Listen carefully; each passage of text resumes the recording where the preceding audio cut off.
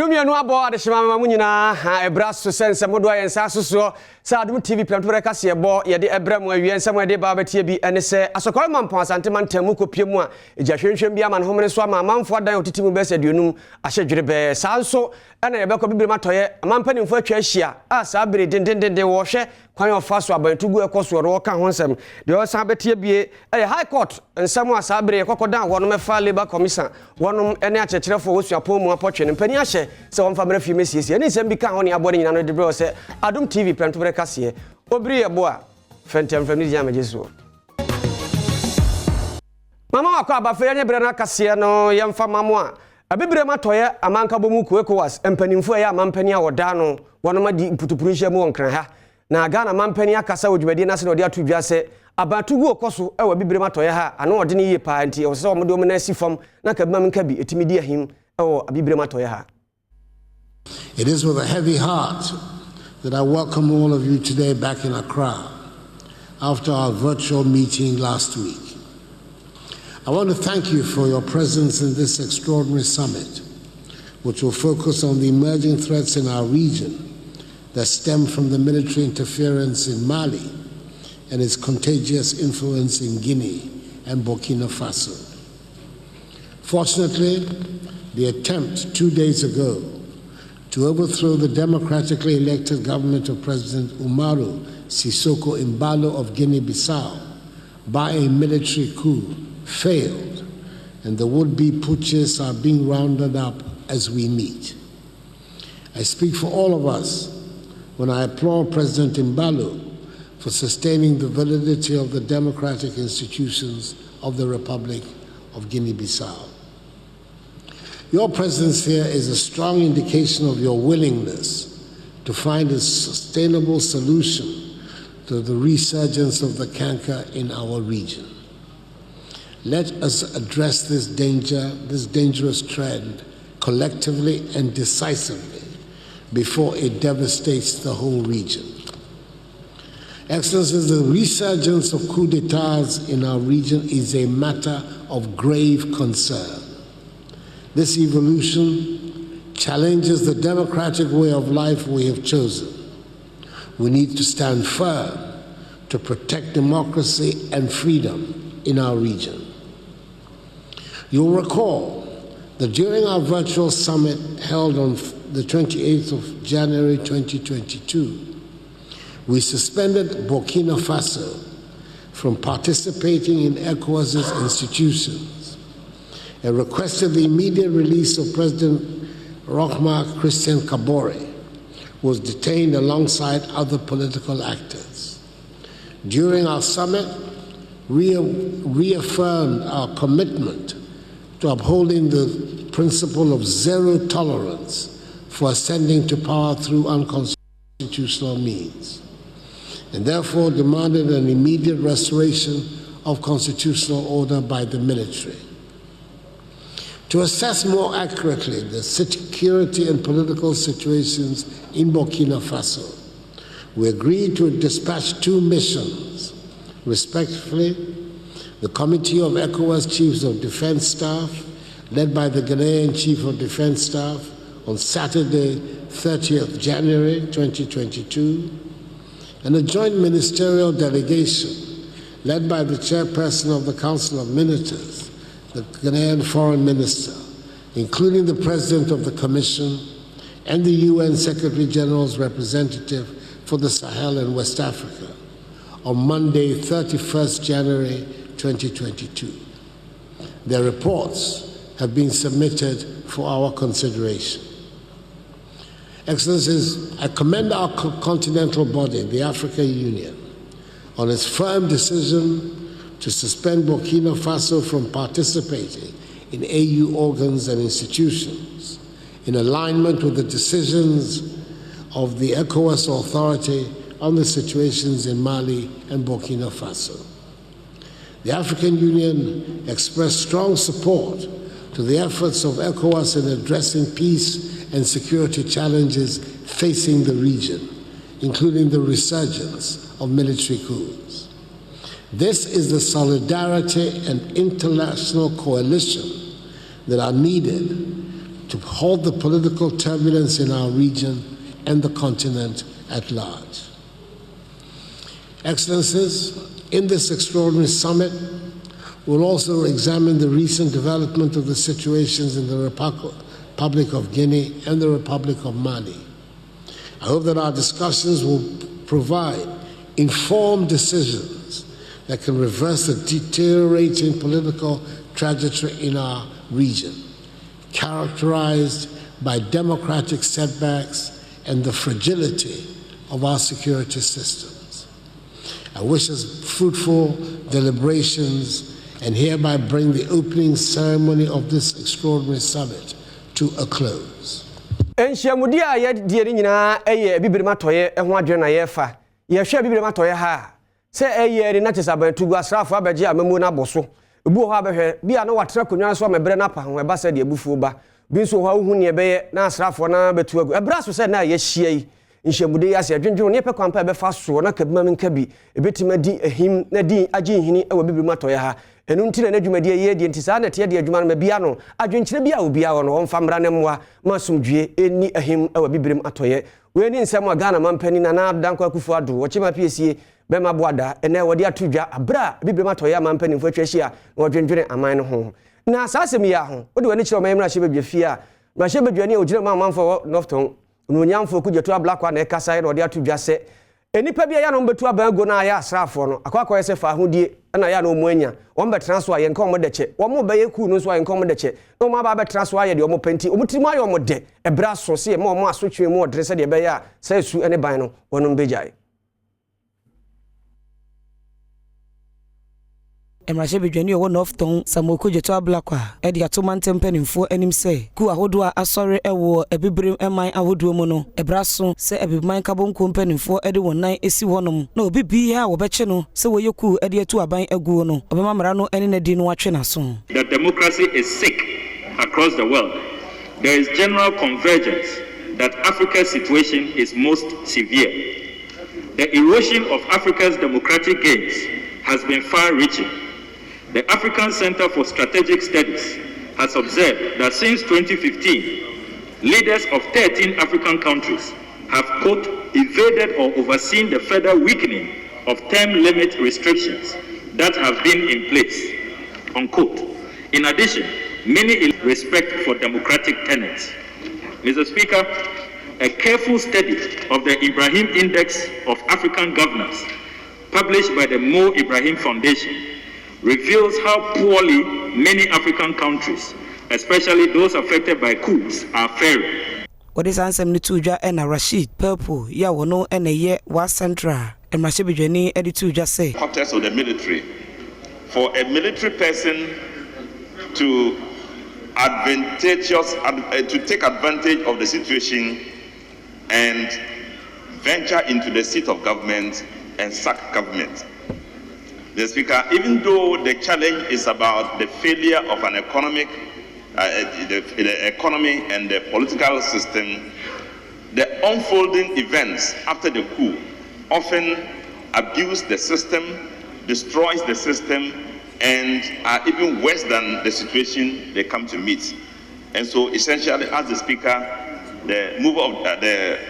maker of the statement has identified, it's embarrassing for the state. It destroys the goodwill of the state. The esprit de corps that exists in the system is also completely destroyed. Sabrei sa de ekoso bibirematoye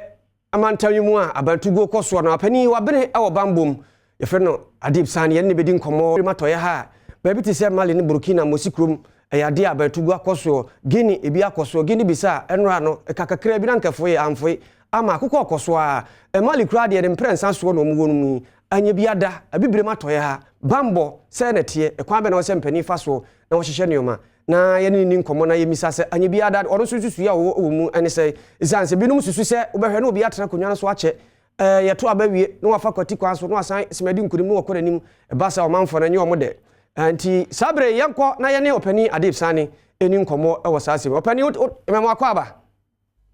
yenua Wodi abamboro abinemu yanhwe se wo hwe bibirematoye West Africa na nsan ku akoso be bi se Guinea bisa enra kakakra bi nanka onum to aban no gu ye Mali de wo da so gyina me to agu Guinea nso wono ma ye bi bambo ekwan be na wo se fa so na bibiman yetimi yi saa de no free mu na afi ka bam ka bi yan age atum se de be adwuma no e be koso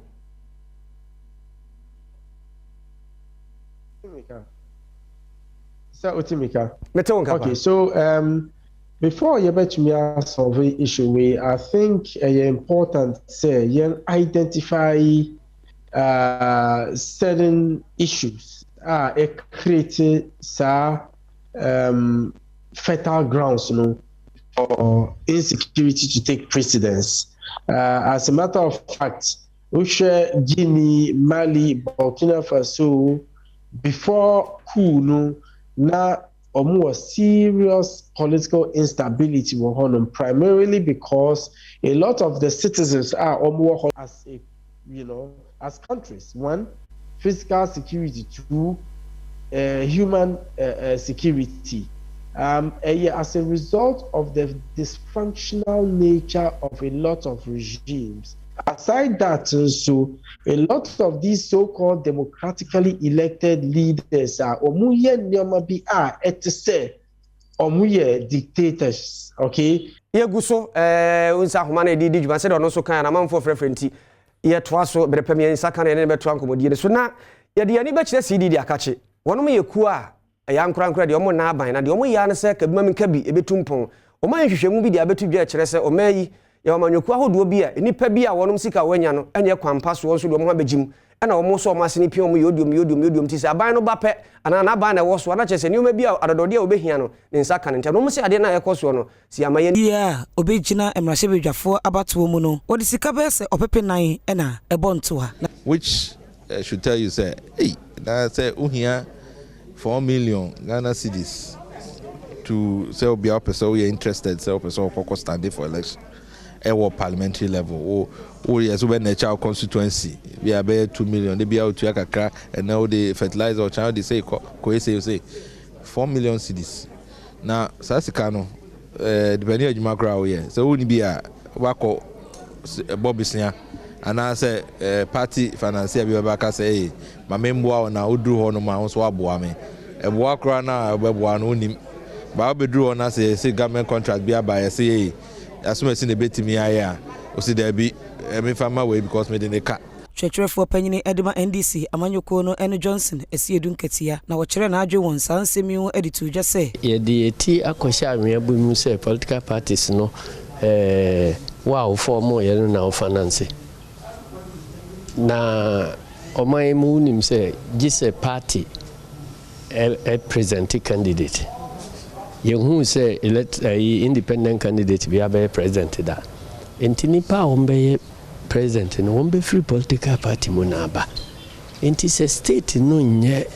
ready to support say political party or the abe campaign o winia na fe nipa no odi sika no ye party no mani winia na wa fa no domum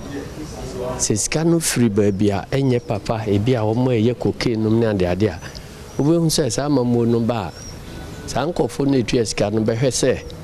aban no be ye mra bia na ebe yi mra bia esi cocaine adwadie ho kwan na atimi akoso na wo so atimi ate wo muka de krakra ena enkare titere ni Edema MPP amanyoko no Peter McMahon enso editu dwa se o se ye gitum se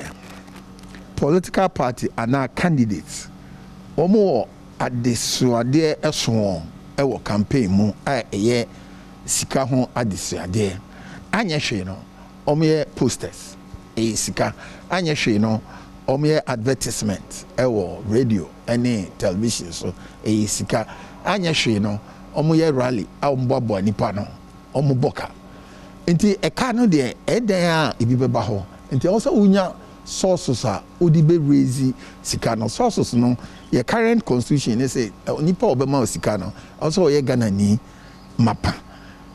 na otime agent hoska na face uvia also be bun konta e sika no ema electoral commission nyina hwedwerebe amomanfo ho wono mobosun dwetri na ni nyina ne se osusu se de pasie na eja ma ne homene so no enuma bi dane na ana ni ya akofa sa eja hyehye no aba Eje sha se be no miensa na homachin watamale ase omanfo dodo na japade bi te se computers nkonwa books ene de kekeka ho wobra omanfo no ba kwa na niema ehye ene Adom Kasee edin saboso no ene wo kyerem se na wo kye twam ya no de sika twitwiridie kofa niema begu ne store mu ho a wonte so kanan so eja ahye ne nyina ase ene nto sere se omanfo ebeboa no ene majirin ene tinapa ene so ene mo ene tofi so tamale bi den kanu amane ho enka mo mosquito ko so okay na ote asemi say ba chonso se na oba be frame se member be frame store na ashi emi ba e sisi ana mi ba enti obeye den obehu di aye na obeye den this is from Miami me the Miami last week when I'm ba man hero ni na enti bani say no uhwa eniema na eho aka no untumi nye hu bia hwe mane nye yo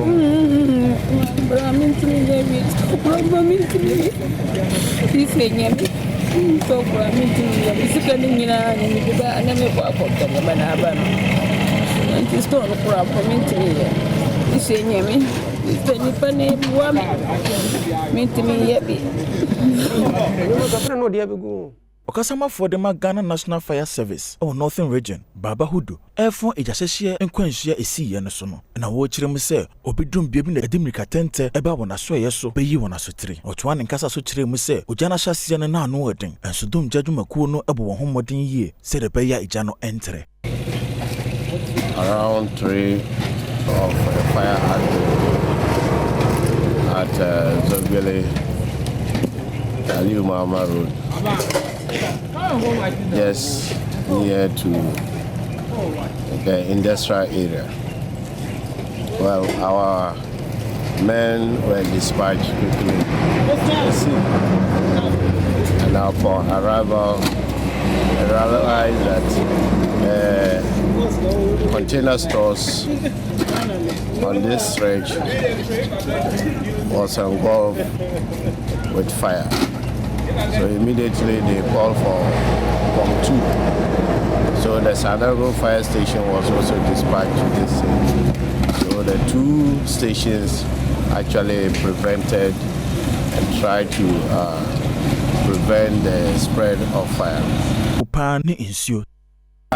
Considering fire, we don't see any fire to be a little or a minimal fire, you understand? Especially where the fire is located. It could spread to even our homes because we have people living around here. And so it wasn't a small fire. But we were able to bring it down the fire to its minimal level. But our challenge, as you rightly said, is the water issues. The water is our problem. But we were informed before that the Ghana Water Company is the maintenance work. The pipes haven't opened the pipes yet, and so that's how come the hydrant is not flowing. That is a challenge to us. Yamani boni Elias Rauf Dabre wano ne butu atividu mantemu otunkramani yam kone ni nko nkomoni yan share sabre dia kwa Kasee Elias wakwaba meje sabre sabre utietie mu bisebise o mo se de pote ne kofa agya no bae obri yeketie mu kakra ewo ho no ekire se bebi a agya no ye na ye di asototo form no kire se na a condition bi ewo eye ho no mo ayemi se na esisu se den eno ene kokofa sa jasihye no ebae na nebusa eye PRO no a ogina mo de ma National Ghana National Fire Service ewo hanom say de wo mo chese eye ye friends air condition kofa eje ibae na betumi a bibi sa na no an betumi aye because nansin so hwe said de jano ye friends nkane ansem etie wa tifrimentem kropo mu hana ebetumi ama na isa ewo hono ma na akolo life no na abaha ni ade bi so mutimi dum mpotem bi na omo so no ne we no ti so mo so a eba wohwɛ how bi saa ba nti sesi ayi deɛ ɔmo kyerɛ sɛ ɔmo yɛ hwehwɛmu de afa ho ahwɛ deɛ ɛkɔkɔfa agya yɛ ankasa de baayɛ na mmom sesi a deɛ yɛate kakra a yɛka ne sɛ na ɛhɔ no condition bi ɛwɔ hɔ no mususu sɛ ɛkɔfa agya no baayɛ na beebi a agya no hyɛ aseɛ kora firiɛ no ɛhɔ nso na generator bi nso esi hɔ no mo kyerɛ sɛ ɛhɔ nso ɔyɛ ade a ɔmo tɔn ɛyɛ prepaid ne bi ɛwɔ hɔ no mo na saa nso ɛna ɔmo yɛ nneɛma ahodoɔ bebree ɛwɔ nti wohwɛ nkonnwa nyinaa yɛ ade a ahyehyɛ books ne nneɛma a ɛsom mu bebree nso yɛ ade a ahyehyɛ ɛwɔ agya yi mu ɔmo sɛ ɔmo yɛ nhwɛ mu wɔ ho. Yamani boni Elias Rauf Dabre ene ne tie ne de bɛkyerɛ kwatia line ɛhɔ asantemantam asokɔ man pokropa da ntamu mu ɛhɔ nso agya ayɛ anwade ɛhɔ ɛno nso shop bɛ sɛ duonum ne nyinaa hyɛ dwere bɛ abra osusu sɛ enua bi a obi kɔkabo mu na odi gya to mu na na hyetra so a kɔfa saa ɔhaw yi aba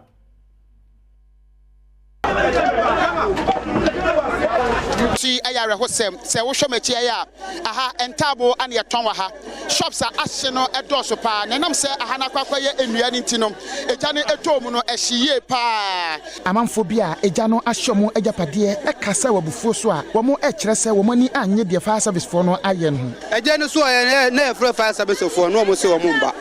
wɔn se yɛ tikios enti wɔn mba ɛsɛ sɛ wɔn ka kyerɛ sɛ wɔn tikios mu tɔm yɛ di moto kɔ hɔ nom kura wɔn se wɔn mba mo di moto no kɔ hefa manhyia sɛ yɛ ha na banhyia ɛnwa yɛ kɔ hɔ no wɔn se wɔn mba yɛ de bucket ɛna yɛ kɔ sansuo ɛna yɛ dum no ɛwo sɛ fa sɛ fa adwuma na mo yɛ na yɛ kɔ sɛ adwuma na mo yɛ master fire service for no yɛ nanti akura yɛ sɛ nanti akura master sɛ dum wɔn ade wa ukɔla no ɛna sɛ nanti no ah wahu wɔn sɛ nanti no kɔ fie da no mo hɛ wɔn military count what loss here Manhyia divisional police commander ACP Kwakubu a ɛde to dwa sɛ aha omo ye wood waste e kan wood waste enua ase ebi ne wood savings ebi ne sawdust na obe soja baabi a wood savings wo ana sawdust wo ne baabi a ye ton enua na obe soja yes ye buafu but ye mi say ho say hwan ne so say ja no say omo tum yi ne ma misisi a me so no munam de na kokot oh adenti na wo soja sa bre ya wa sai nkrofo japade baabi asi Ejane nyandum ye ejane ndum ye baba uroma yepeka ka yepeka baba uroma baba sire ejane nyandum ye bomba kwada sa kwada o fa kan bra tru ha ko se kan ntimi ma ha se o ti kan ntimi ba na o mo ma so fa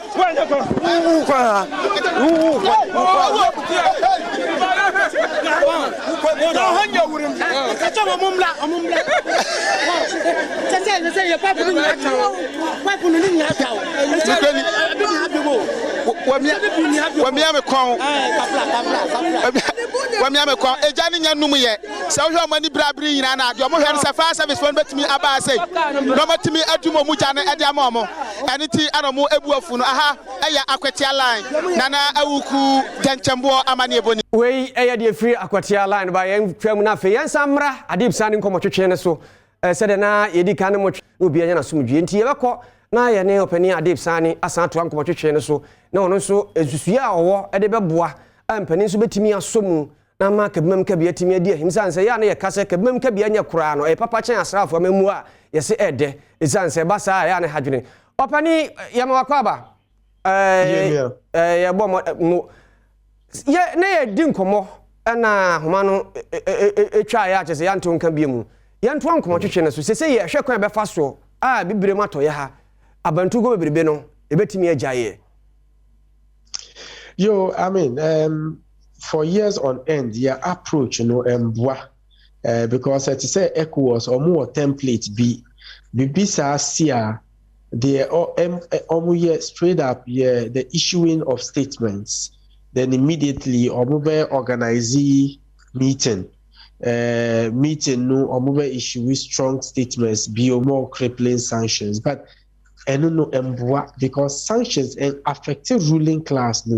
the citizens affected. Recently, ECOWAS imposed sanctions beyond Mali, thinking say sanctions no ebema Malian stand against military junta led by Assimi Goita. But rather it made the military more popular. Okay. Besides, more serious issues with so-called Al-Qaeda, ISIS affiliated groups that is posing serious threat to Omu Bosem. And yes, sir, we are emboldening these groups who would expand their reach. Okay, so I think sanctions rather your focus should be on your ECOWAS protocol on good governance. There were a lot of so-called democratically elected governments behaving to say military dictators. Change constitution, so bet me third, fourth term. Disrespectful. Flagrant, gross disrespect of the rights of the people, corruption, and it pushes a lot of people into uncertainty. For example, Burkina Faso, out of 189 countries are profiling in a Human Development Index are 182nd. Okay, even though there's no coup in Nigeria, but in Nigeria, oil, sika. Meanwhile, over 90 million Nigerians are for the 6 Ghana cedis a day. Okay, so is what is creating angano, and a bit sweepy across the West African subcontinent. Antonio Guterres, UN Secretary General, or say there is a coup epidemic in West Africa. Last year, the whole Africa, there were 4 successful coups since 1999. So we are sitting on a time bomb, and it's important governments investing in the development of the human beings, where develop in the human beings, ensure they are safe. And the 2 main functions of the state: human security, safety. And a lot of these governments from Guinea, Mali, Burkina Faso, Oman to me, yes, sir. And already there were demonstrations upon demonstrations in all of these countries. Enter the military or take advantage to assert authority in the name of stepping. Na ebi so kasa wo hwe sa kasa ku na French kasa nti wa hwe a bibire matoya ha no akwakwa so mo ka French kasa no nko ana sa de no koso na ye hwe nso a wo mo ka brofo kasa no nso wo mo so ho nto wo mo sa ade na wo mo enta hu sa de no bie. Well, there were different types of states. West Africa, there were 3 types of democracies, okay? There were countries adopted democracy, not because they are but to be part of the international system, so that they would respect you and all that, you have to adopt it. Ebimo, adopted and experimented to see, whether for example, Guinea-Bissau say, since independence, no elected government has fulfilled the mandates completely. They be always coup. Okay. Then here were the last part, Nagana entrenched consolidated democracy. Here were multi-party democracy. Here were elections that would make current government hand over incumbent or mobile handing over opposition, which is uncommon. There was civil society participation, there were ombudsman, there were any idea, but that notwithstanding, and say we should be complacent too, because at any time, President Omar al-Bashir, Sudan, or a long-time leader of very strong man, okay, but unim or move to prices of Brudo. That is what resulted in him kicked out. Okay, so Ghana, so if we feel so safe, so complacent to the extent, you bet to me our advanced policies are very unpopular, but politicians support it just because a political party policy a bet to me higher in one way or the other Ghana. I mean about the long-term approach. So there's no room for complacency, Minia. Yeah, that's it. Yeah, that's it. Pa, Adib Sani, you'll be a ban bambo home coma, or in a chicken and yet what you see. And I'll dance you, but Guinea besides some way I can. When did I to do fish over family? I fear my home crowd or so 9 permanent, and pray Bakuba could do any Abantugu across where Chero said, one of how no drew any Asraf for Befama, and I didn't be chance and from. Some make us say, a church for one of Chade was your power who do move fee. Nina said, one near bench, and I said, one Musica, a demo on my Mexican, so a bank for being come about to say, Unyabotre, Udibecan, a quack, nature, and I'm so my quack court. Now, try a sharp ideas or labor commission, one of the and a court to say, as a woman from refuge, mechanomica, a be. National Labour Commission for Edekodan asenibia se suapoma twetwefo kwa ofre won UTAG for wonati atie no enya de a efa mremu ne senti empanyimfo entenas na wonka sa asem no e wa asenibia ema omo na enei ebra National Labour Commission for any UTAG for ekopiemu e wo High Court no otemuafo wo honom ahye se asem yi afanu mienu enkotena kokoamu na wonka ema asomdwe enya adwuma wode sa asemi to wonanimu wiye no wosan kato aso se eye February da etosudu no besan afre asem no ehu de esiye ewo won enhyiamudie ni mu ne senti si ada de wo hwe ni mu se National Labour Commission for ni UTAG for behia na waka won asem ewo asomdwe mu ebra wo free court wonom no UTAG for lawyer eye Kasee Delata ene nsentro for Kasee. Day was fixed for the hearing of an application by the National Labour Commission which has come to court imploring the court to enforce its directives. And again, as you must be aware, that directive was to compel the University Teachers Association of Ghana to call off the strike. So that application was to be heard today, all ready to make legal argument, to canvass legal argument for or against an order of the court for the enforcement of the directives of the National Labour Commission. But the judge decided that we should meet in chambers. And when we went to chambers, the judge decided that we should take another bite at an opportunity to try to settle out of court. So that's what took place today. We made it clear to the judge that the National Executive doesn't have the power to call off a strike. That decision is solely in the hands of the National Executive Committee and the general membership of the University Teachers Association of Ghana.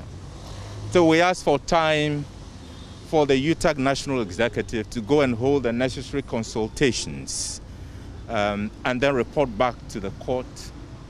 on the 10th of February at 1 p.m. The parties are encouraged in between time to try to engage so that the outstanding issues that have been the reason why UTAG has been compelled to institute a strike action can be resolved. If those issues are not resolved by the 10th, UTAG decides, the general membership of UTAG decides that the strike will not be called off, then the application has to be heard and has to be heard on its merit.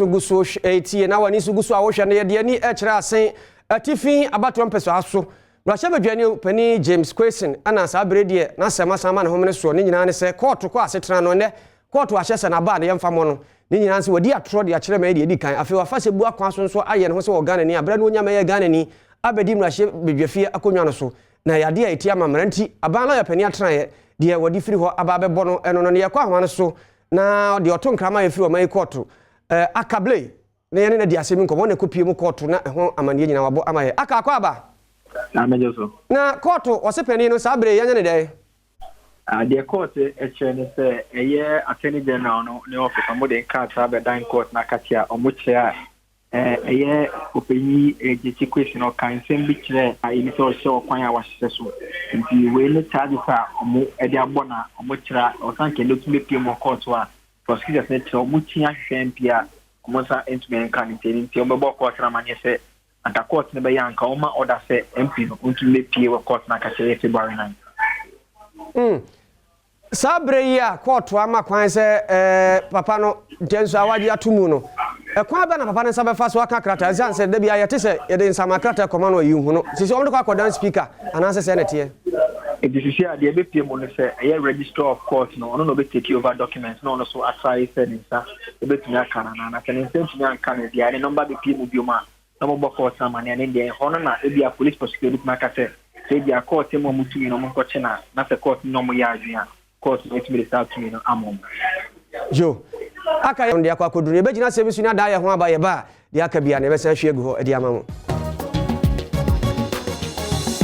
Aqua bar, favor to Mircana, red I saw, ready as our Premtobre, and a daddy out on Kama, your corner fay, baby Ujano, or Buyumudia Coso. So out to Menka. Sawa Prempe. Obri abo ma som ene yesi red as so message na near the ababe piemu ewo Abeka Junction. Said the debia ye no. Yesi motoriders no ehu titu ntina sa probowe. Yegu so aye ya yempese ye betimi eje mu ne sanse motoriders omo aga na hanom no. Omo hu hia yen pa, omo hu hia yen. Ne santi Saudi mo ye sha ase no. Yesi ye hye eye reflectors na motoriders no. Ebi enhye da enhye no. Motoriders need do traffic light national so redder omu gina ma na yefe nanso ebasa omu be share reflector no na bibia etimi edima eno de ase ewo fam kakra na obri ene ye bedru mu ewo Abeka hanom no ye hu se Ghana police nso so ewo hanom a omu ye adwuma yie in fact omu ye adwuma pa omu hwe se motoriders bebrebe ya enam honom o ma cheche omu motosi wonom omu di ekwaso de odomra ne so afeso won krata asem nso edi manti sa wo hwe motor ahodo a omacheche e wo honom na wo hwe se obi ejina omanim a omo ehhehye ne ho anete se eye adwuma na e na oguso a wo ye no ni nyina mu ne yese red ne so a motorider baby a wo bia no gina esanse ekwaso de odomra no won so wo ka ho bi ne senti sade na watwimidi kan ye hye reflector no motoriders no omo be kai se toto na kwan mu kama enti ye hwehwe motoriders ni bi ni yetimi ni omo edi nkomo afa reflector ne ho ani hia ehia se omo betimi ahye sa motorider we say betimi aka se waya ade pa esanse woduru hanom a ne red aso no wan na line mpomfimfino achire ena wagina efe yie sa pepepe enti be mena mekasa red asa ho geme so sa message na red aso Masajina. Red aso. Masajina. Udru hanoma red ne so wagina yie. Nanso me pamtum ko ma me wonum ti me kofie ba me nye adwuma me kofie. Yo wasi wo kofie nti sa me kasa red aso asaje me so message na red aso. Masajina. Red aso. Masajina. Wahu ne ntade ene empaboa ehye na efese wo de ka moto no. Enhye da enimu nso mi bisa no wase wo kofie ni nyina mu no de ye ka ne se u kofie wo kwa hemfo wo na ma hye hu ye se de odi kan ka se wo ho mfa wo no wo na ma no wa hye hu ye se wo be show reflector empaboa ne nso e ya ma ne nya gam na watimi abon ho ban e wo kwan so se de oduru ye traffic ne so red no gina ye no e wo se de ye guso a ye hye no ye se motoriders no na watwi de ye wo so e reflectors no Monsha reflectors no na muntimi mbom ho ban esanse wiemu nsakraye aba bebre ne senti se dura no papa na sa wonama na wiemu ayekumu we ni nti sa wo sha reflector no na sa wonama etimi bom ho ban ewo akonnua sanyina mu ne senti ye se motoriders no mo we ya hu se a police fo na e wa ha no omo bo adwuma pa na be me na me hu se o nam ha no me gloves shaw kama uyo kada na Me okada Achosha camera ni mu ma me ni eni nkomo kata na uduru hanom no police fo ni gina ubi ana da bi omo anyina me bi omo anyina na adenti na uduru ha wagina na sa hanom na wo ye adwuma hana me ye adwuma okay enti we de aprobo no eye tie Adom TV say red aso message na so we motorider na say uduru traffic light na so red so uduru traffic light na so red wan ka say ya na usuban to say oh ya me gina aya me gina pa me de me cross sa me gina bi je bi wo hwa na ka ne ba ko betie simu a okope se wo dress na waya wo di gina hanom no me hu se wo helmet kakraka ene da hanom no ebi sa da chire ma passenger wo hye wo gloves wo mpabo e hye wo so eye kama ade ba ko penete chema wo hu bisam se ade the friends jacket yana reflector no o dey way reflector no dey aya anadwo ne yehye awia dey wan sha enye hwe fi se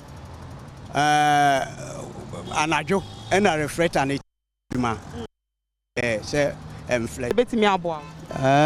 but emom de waka de na nso media ya nyame anim me nsore ntem saa bia se me sore 4 o'clock na me dware wie chepa me ba na me hwe ye family mind e ba me hwe me nkwala ne ade no me bi kan se me ni wo yire bia nyesi me suba na enye yeah can reflect as am baba jeje me ntino me say edra no pa say no ewiem nsakraya ba onsa wo kasa wo se ewia e na reflect an hye no eno de omo no omo ayi no omo kalata no omo do omo yesa o ebi je we de wo be hyegwe shi concept enam se emframa ni nti frama ko mu a enye nti hwe mi we ma hye be 3 times na hye me no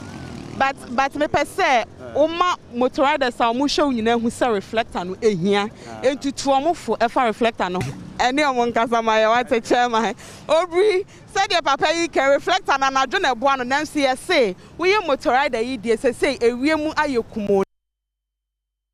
the reflector no netimi ebo ho ban so hu mi wo studio ho no ma hu said your probo na ye say ye kasa red so na waje so say message na obri red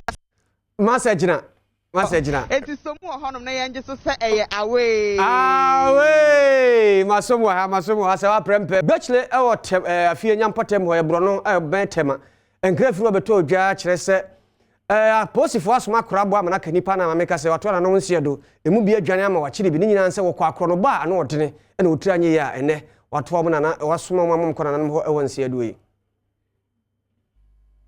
wo aposifo asama wode ato abontin we kirema akron wetem honom na saa enipa nan enam omanfo bi a okoyi aposifo no asutre e wo ka bi a wogeye e wo saa bia ye honom nti e na ebra wo kwohwehwe asem ni mu no okohia wo mo a wo mo ede atu ehi aposifo ye kowie akiri no na akronfo emu nan de wato enipa nan no echi no aposifo no e ma wo ho ye ha ba ko ano no nso pese wodwane nso woto kye na wo no de sisi ada wode so e wo wonsam a wode no eye enhwehwemu ne nyina mu no anti say sesi ada onipa ba ko a wonya ne ti edidi mu e wo saa krono yi mu no omugusu ada ehwehwe no na wo bo mo ho moden so say krono a ekoso e ogbechele honom a da bi ada na omanfo ejeje nkofo ahyen e wo honom na wo wiewia adwadifo nso so no obemani na abre ase wo ho we yinti de oka chetememufo ra ho ban yadiani ebe kire mfimfim mantam kropon Cape Coast mu kakumudo ho ne ebawura nanom himfo ho ne wo aka bi wo mu di ato mpanimfo eda kropon na no animu se chips compound a wasie a wanye se obebia no nimanimu ya omia no nsanse mpomudine mapade omu hia bi enti mpaninya ne ntem no monko se de be bebo wo no Wonfo waka kumdo traditional area ye wo Cape Coast North mensinemu ya nkom hene na napoku Akins ena ediwo animu edi ato Cape Coast Metro Mayor NS Arthur enim se eni animu ya chips compound wa Ghana Health Service SC edi ama womo no womia no sebe ya omanfo betimi akomu akwaje ayreche sentia empanifo yi ekasa eni se wonti asesa afempenu ne aduonu mu ena obebi edan ya no nanso enya de ya empanifo de ama Ghana Health Service ya wo hyase edi aye adwuma ensemu na napoku Akins edi tujwa Imobro wafo yes uba health insurance omu kasa no ma ye flo omu indigent for no na etrese omu ye omu a ebeye din se on betumi atua sika ansa na on betumi dia ye health insurance card fufuro ana afi bia no ye ni Cape Coast health insurance penfo no aye nhihye because ye social welfare for ye ko edit yeta ko ekrokro bebre no saafo no eya yetumi hu omo nti ye boa na ya identify see enim say be wo ha no bi aba me ba yal me ma ofase yal me ba dam sort of thing but e be hwehwem no no chede wo card na wo ye no won register e bi so wo ha oni health insurance e bi wo ma won renew na aze this within a week ambaka wa almost about 400 Ghana cedis. I support to pay for 400 Ghana cedis. Now within a month, you know, can found. But you can't be a hospital bill, whatever. Na intervention say you hospital gets intervention na metro or also. The Krakra Ena Metro Director, ya wada Social Welfare and Community Development ano Okai Mustafa Ayi and so editor Adom Kasee and doctors nurse and all that, and then with equipment logistics no what to operate nadi Friday, hopefully be a MC honorable and its art and any other pa into open the man into Friday or handover and able challenges are had the phone was over mobile to my and a mother and you're able to raise an atom advocate my banzo to a fru simpian and yasam ketwa krani and quadano to mamuzam pankwadano bibro to that she even into Kasee pana yan shared the course war near Tiabizo.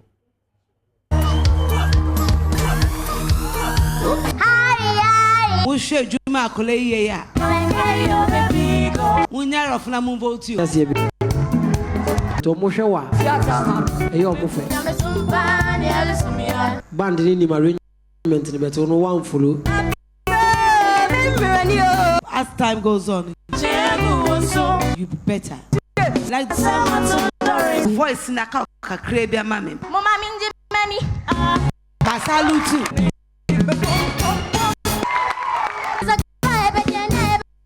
The lady be with the menka.